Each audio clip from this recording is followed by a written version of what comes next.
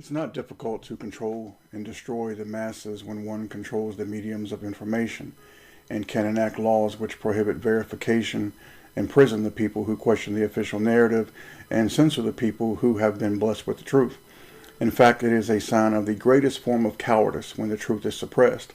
And many of you understand that the enemy, the evil of this world, are cowards. They are cowards. It doesn't matter how evil they are cowards. And they fear truth. They fear the one true God. They fear Jesus Christ. This is why there's so much suppression, because they hate the truth. Because the truth will mean you will pull the mask off them and you will see them for what they truly are. They're hardly blessed. They're hardly chosen. They're just pure evil. They are vessels fitted for destruction. In this video, I want to talk to you about immigration.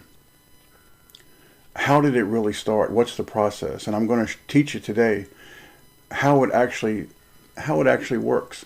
Because most folks, when they talk about it left, right, they don't seem to understand how it actually works. I mean, how does it really work? Who gave permission? How did the process start? And how is it different from 25 years ago, 100 years ago, or even 200 years ago? And we'll look at the truth for what it really is. We'll be honest and we will speak the truth. We're going to look at a video from CBS News from 40 years ago about Thomas Jefferson and the United States battling Islam. And it's not a hit piece against Islam, at least my video is not. What CBS News was trying to do, because all of the media is owned by Babylon, okay? So what this piece was, it was to garner support for the state of Israel. And it was to stir up in the American people support for Israel and their patriotism and move it against Islam. However, it would never happen today. Now, the video was not designed to help America. It was designed to help Israel. The video, the quality is not very good. The audio is not very good, but it screams knowledge because you can see how the people have changed. Something bigger is being portrayed here. And that's what we're going to look at. And then I'm going to give you some commentary and I'm going to show you the truth of how immigration actually works, because most folks simply just don't know how it works. You hear it talked about constantly, left and right, center, all these folks who all work for the same master, but they never tell you the truth of how it actually works. You see, what they do is they play both sides against the middle. Before we get to the video, let me give you a quote by Thomas Jefferson, and I just want you to consider what this man is saying. The first consideration in immigration is the welfare of the receiving nation, and a new government based on principles unfamiliar to the rest of the world and resting on the sentiments of the people themselves. The influx of a large number of new immigrants, unaccustomed to the government of a free society, could be detrimental to that society. Immigration, therefore, must be approached carefully and cautiously. Well, those words have been tossed out the window, and many people will say that men like Thomas Jefferson and George Washington and so many others, Adams, that these men were Freemasons, they were this, they were that. And you know what? Many of them were part of secret societies. But however, many of them were also, they were used by the Almighty Father, because when this country was being founded, it was part of prophecy. Because many of the people that came to this country were the true Israelites. The true Israelites of the Bible. It's part of prophecy. Many of the founding fathers loved Jesus Christ. I will read you a quote from Patrick Henry here shortly. Many of them loved Jesus Christ. They loved the Almighty Father. They loved this country. They believed in what they were doing and what this country was to stand for. So let's go to this video. And I just want you to watch the video, and I want you to think about what's being portrayed. And then when it's done, let's go further and we'll learn the process of what it really takes for people to come to this country and who's behind it, the money, what it really takes. We'll go deeper. I appreciate you guys watching. Historical subjects. His historical subject tonight, Thomas Jefferson and Islamic fundamentalism. When word reached Monticello in the summer of 1801 that the U.S. consulate in Libya had been sacked by a mob, that the consul, his wife and baby girl had to flee for their lives to the safety of the Danish embassy, where they hid for 10 days until smuggled from the city, President Thomas Jefferson was not surprised. For 17 years, he had been the country's leading hawk for war against militant Islam. Is that surprising that this gentle deist philosopher, supposed pacifist, the father of American liberalism, was so bellicose? Since 1784, hijacking and hostage-taking by the Muslimen, as Muslims were then called, had plagued the country, while he, John Adams, and Ben Franklin had been the first American diplomats to negotiate for hostages. There were 14 the day he became Secretary of State in 1790, more than 100 when he stepped down in 1793. By the time he entered the White House, scores of Americans had died in hellish slavery, and the government had spent millions on ransom, tribute, and building a navy to meet the menace. The conservative Federalists had followed European-style diplomacy in the Mediterranean, submitting to the kidnappers' demands. But Jefferson was adamant. What galled him was not only the presence of cash, gold, silver, jewelry, but the arms shipments that completed the blackmail. His word. Cannon, tar, pitch, shot, whole warships. Our first military assistance program overseas. Worse, the kidnappers weren't even real pirates, but Islamic fundamentalists who justified their terrors by their faith. For Barbary pirates was a colloquial and misleading term. Europeans called them that because they preyed exclusively on unarmed merchant ships. But in their own eyes, they were soldiers of the jihad, mujahideen. Unlike the freebooting buccaneers of the Spanish Main, these pirates were, simply, the official navies of 4 sovereign powers carrying out state policy. It was religious, state-sponsored piracy, sanctioned by the jihad. In Barbary days, one man's pirate was another man's mujahid. In 1786, in a hotel room in London, Jefferson and Adams held a secret session with a Libyan ambassador who demanded $100,000 not to begin taking hostages. Sheikh Abdurrahman explained the jihad to them, declared it was his sacred duty to make war on sinners, and that he did not recognize the rules of war against kidnapping civilians because these were written by non-believers. So, on his mountaintop in the summer of 1801, Thomas Jefferson was not surprised. And he had his war. It lasted the 4 years of his first term. One hero was John Rogers. Another commanded the battle schooner USS Enterprise, Lieutenant Stephen Decatur, Jr., after whom 20 American towns and counties would be named. It climaxed with an invasion to the shores of Tripoli, which was, in effect, a successful hostage rescue mission, one of whose heroes was Marine Lieutenant Presley O'Bannon. When the war ended, Congress investigated, justified the president, and, quote, roundly condemned now and for all time the payment of tribute by the United States of America for any reason to any foreign potentate. We look back at the founders, at their powdered wigs and buckled shoes, and say we are not them. We've changed. We've progressed. Maybe. All right, good people. So you can see after watching that, you can see, first of all, this video was done 40 years ago. You can see how society has changed in the 40 years. You would never see a piece like this done now. The country is far too liberal. It's swung too far to the left, even though the right is not, there's not really much difference because they both work for the six-pointed star. They both serve evil because this country is under punishment. Many of the people in this country are being punished. They just don't know it yet, but the time is coming when they soon will know it.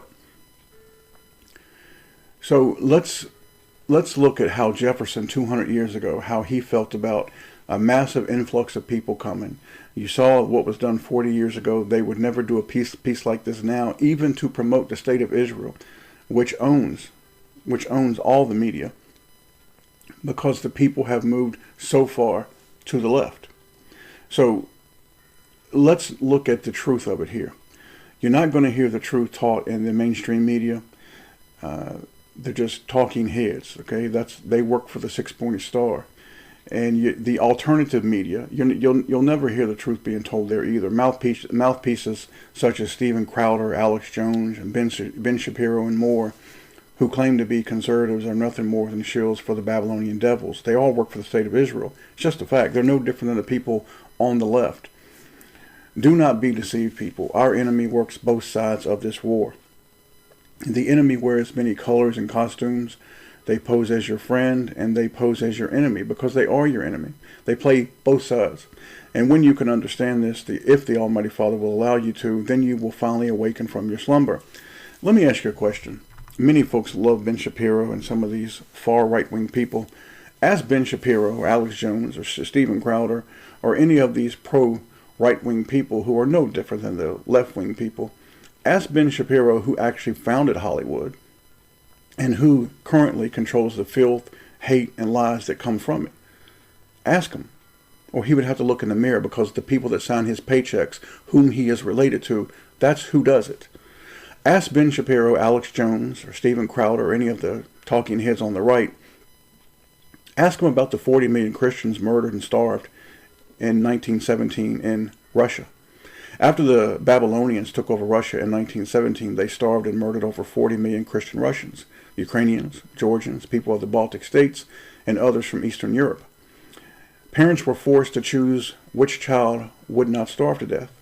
Why does the media never talk about these evil and gross crimes? Because they know damn well who is responsible. Because the people that own the media and the banks, they are responsible for the crimes. They are the children of the devil. So if you're going to discuss a subject and learn the truth, then you must not and you cannot listen to the ones who are responsible for the lies and crimes. It is the equivalent of them burning down your house, then telling you it was someone else when they have the matches and gas in their hands. It will be incredibly hard to garner any knowledge and truth from the folks who keep you hypnotized with lies, propaganda, and deceit through their tools of sorcery, which is Hollywood, music, all of entertainment and the internet, social media. They keep you hypnotized with it. Moreover, many people, due to sheer stupidity and cowardice, will never speak up. You see, they don't mind being burned up in their homes. See, they are afraid to speak the truth. They are cowards. Revelation 21:8. Jesus Christ says the fearful will never enter his kingdom. Jesus Christ does not like a chicken dunger. He just doesn't. And I hope you get what I'm saying. John Adams said, liberty cannot be preserved without a general knowledge among the people. And indeed, how true this is. You see, you have to have knowledge among the folks. The problem is the people are delusional and blind because they have rejected their Creator, the Almighty Father, and the precious gift that He gave us in Jesus Christ. So how did this begin? Well, in Revelation 12, and I just did a video about this called Fallen Angels and the People Flood, it began a long time ago. And if you would like to watch that video, you can learn the truth from the scriptures. In 1965, New York Senator Jacob Javits wrote an article entitled, Let's Open Up the Gates. Of course, being of Babylon, his sole purpose was to destroy true Israel, which is the Israelites are the people that founded this country. Now, I know some of you will say the Native Americans were here, people who call them the people whom that we refer to as Indians. I have nothing against them. The Father gives and the Father takes. And if the Father wants you to have another piece of land or a whole country, He will give it to you. There's nothing nobody can do about it. Jacob Javits proposed that 500,000 immigrants be allowed into the country for 20 years with no restrictions. This was done in the turmoil of the Vietnam War and the cultural change of the 60s. It was by design. And the same thing that's happening now was happening then. They had to prey on the mind of the young people first and the naive. And the people back then are the same as today. The evil of this world knew who to prey on, and they gave them a solution that bring in more people. You see, we have to be fair, even if it means hurting ourselves. So many folks have noticed that the country has changed. Our morals have changed drastically since the time of the folks in this video. Even in the past few decades, our morals and our way of living has drastically changed. However, what has made the biggest impact on this country is the arrival of many different people. Most of these people, not all, but many, dislike America and Americans. The constant line of the devil's children is that we are all immigrants. Well, if that's the case, then would this not be the case for every single country on God's earth? No. You see, the liars, devils, and cons will use this tired old line when it comes to Western culture countries. All other countries are exempt from such lies and attacks except us. Funny, since we as Western culture and white people only make up about 8% of the world's population. Now, all across this country, in small towns, communities, and cities, people have noticed a massive influx from folks from third world countries. Now, this massive influx has had a devastating effect on these communities. So, how did it actually begin? Well, let's get into it, and let's get into the truth of it. This process starts with a group called the United Nations High Commission for Refugees. And these people, they choose the majority of refugees that come to Western culture countries. And this is a board and a group of diabolical monsters. They hate white people. They hate Western culture. They are programmed to destroy. So when you had all these people coming here, I mean all these people, there was very little employment for them. In fact, the few jobs that were available in many of these small towns and communities and cities, they were given to the refugees and taken away from the people of that county, town, or city, and it hurt the folks. The health departments and many of the hospitals were not equipped to deal with the massive influx of people and different forms of diseases and mental illnesses from people in third world countries. The educational system was not prepared to teach the masses of new children in their native languages. There was very little subsidized housing. The police force did not know how to deal with this new influx of people when their hands were tied, because if they were too harsh with them, they were told that they were doing wrong. You see, folks, this was deep. This was deep. The invasion of Western culture, the United Kingdom, Scandinavia, the United States, and Canada has been well planned. It goes back to Revelation 12. However, what most folks fail to understand is the most important questions: who and why.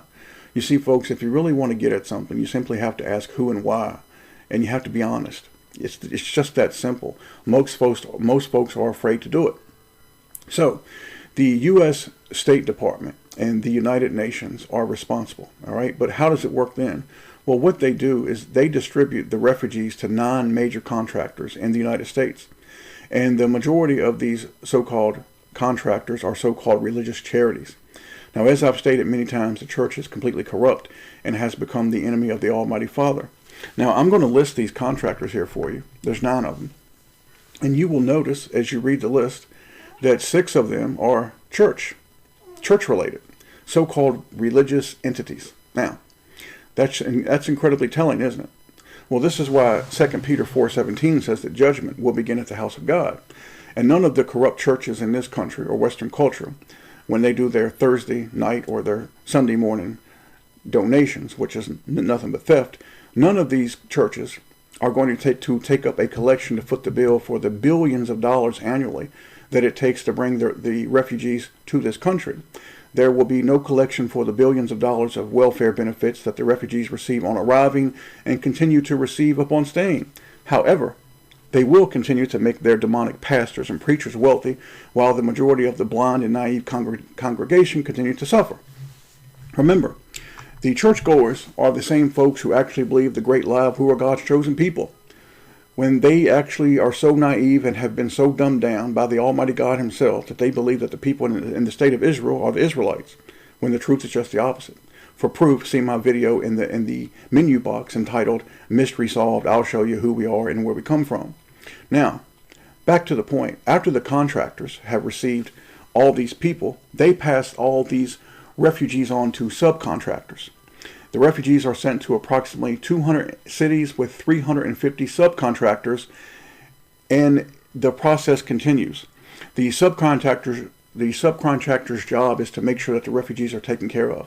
They have plenty of money, a place to stay, they have this, they have that, and the money continues to flow in from the U.S. Treasury, which is from the Federal Reserve. Who owns the Federal Reserve? And where does this money come from? Well, it comes from the Federal Reserve, which is not real money. They just create it out of thin air, which means that they take it back from you, the American taxpayer, through your labor, through your suffering, through food, through gas, through medicine, through the things that you need. So you see, they steal from you to get to them. Now, this is the flood that we have studied in Revelation chapter 12. And many blind Americans will moan, complain about making America great again. However, the naive and many godless Trump supporters do not have the courage or the spiritual discernment to point the finger at the monsters that are responsible. And this is one of the things that I have, against so many of these MAGA people. Most of them are white. Many of them have been hurt by the process, but they're too stupid and they're too godless. If they went to their Father and asked for knowledge and wisdom, if their heart was right, they would receive it. They would know who is responsible. You see, when these people go into churches on Sunday and Thursday, and when they support the monsters that are responsible, all they're doing is siding with the enemy and just making the Father even more angry, because they are siding with the ones who are oppressing them. So what you have, folks, you are witnessing punishment upon white people from Almighty God himself. And it will get worse. These people will be broken. They have refused to listen. Now they must feel his wrath, and they most certainly will. These folks follow the six-pointed star. They do not follow Jesus Christ. And for this cause the Father has sent them a strong delusion that they may believe the lie. They may believe the lie. 1 Thessalonians chapter 2 and Isaiah 66:4. Read it for yourself. Here's the truth, folks. The Almighty Father gave us the right of free association. There's no hate involved, folks, just reality. Anti-white ideology has become so all-encompassing and socially acceptable that many no longer even see it and deem the concept of a white genocide to be laughable. I do not fear for the future of my people. Let me explain to you why. I know it seems many are right now at this point, most white folks are ready and willing to fade into non-existence. They just don't care.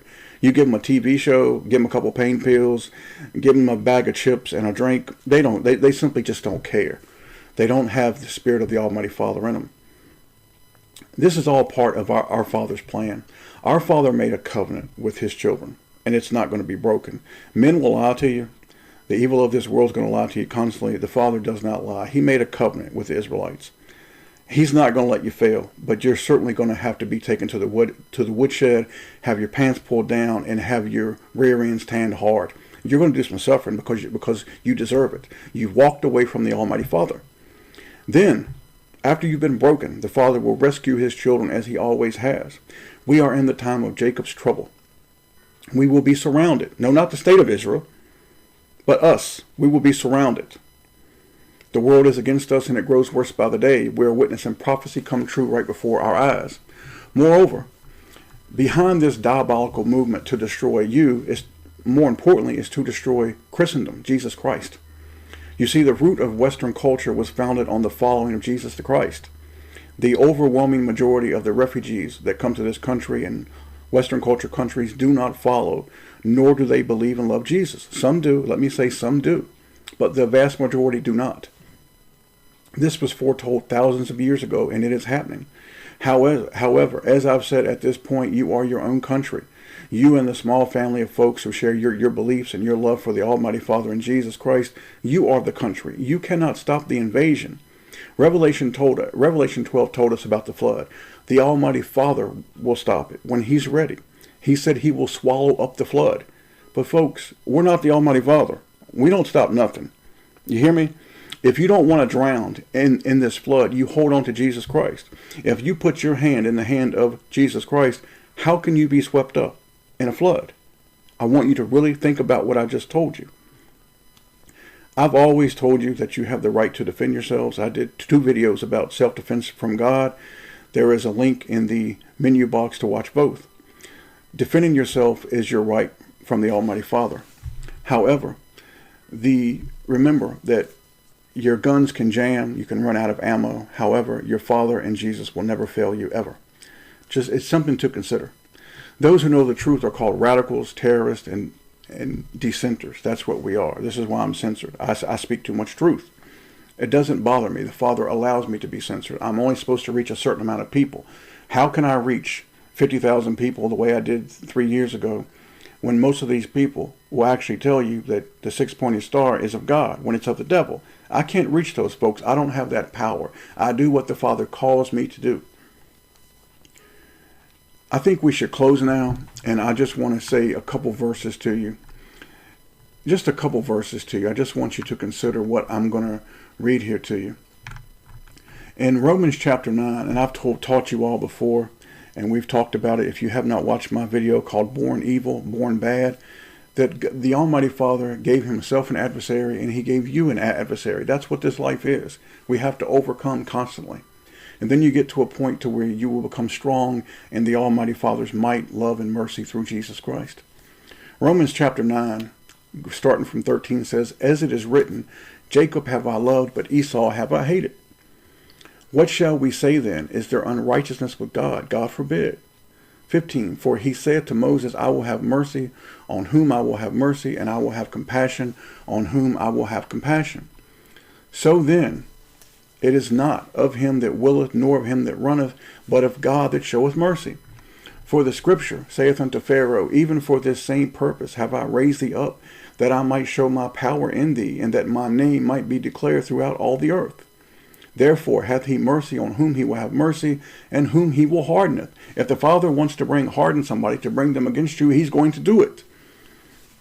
19. Thou wilt say then unto me, why doth he yet find fault? For who hath resisted his will? Can you resist the will of the Almighty Father? You see, folks, billions of blind, naive people believe that they actually can. You're in for a rude awakening, man. A rude awakening. 20. Nay, but, O man, who art thou that repliest against God? Shall the thing say to him that formed it, why hast thou made me thus? 21. Hath not the potter power over the clay, the same lump to make one vessel unto honor and another unto dishonor? 22. What if God, willing to show his wrath and to make his power known, endured with much long suffering the vessels of wrath fitted to destruction? Think about what's being said there. Your Father created evil, these monsters, and he endures them with long suffering, the vessels of wrath fitted to be destroyed. Why? 23 tells us. And that he might make known the riches of his glory on the vessels of mercy, which he had afore prepared unto glory. You, your adversary. Your adversary. Your Father's been doing it all throughout the scriptures. And now I believe we are on the last lap. We are going down the final road. I'm going to close now. I'm going to be working on a video called The Wine of Babylon. I hope it's good. I hope it's powerful. I hope it's moving. I hope to get it done in the next 3, 4, 5 days. I don't know what. And here is my website, flockofjesus.com. It's constantly being worked on. One brother started it. Now another brother is taking over, and it will go as the Father wills it. As the Father says it's going to get done, it will get done. Go there, check it out. I'm going to try to put some more articles on it and a chat room hopefully by this weekend. I've got a brother now who says that he can do it, no problem. So I'm going to say this to you again in closing. If you were in a flood, and there is a flood, in Revelation 12, there is a flood. Not a flood of water, but a flood of people. But it's symbolically water. If you were in a flood, and Jesus Christ said, take my hand, you won't drown. Then, brethren, you don't need a life preserver. You don't need to worry about this or worry about that. You simply need to hold on to the hand of Jesus Christ.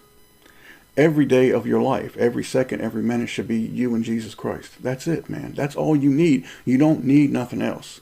If the Father calls you to do something else, so be it. Let me close by saying this to you.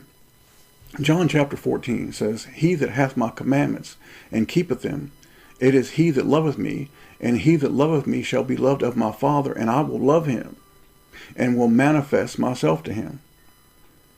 I want you to think about that, folks, that the Father has said through Jesus Christ that if you love me, hear my words, keep my commandments, and I will manifest myself to you. He will live in you. He will dwell in you. May the Almighty Father bless each and every one of you. And please remember, all that you need is Jesus. That's all that you need. Hold on to Jesus and you can't get swept away in the flood. May the Almighty Father bless each and every one of you and your families, your animals, and your household. In the name of Jesus the Christ.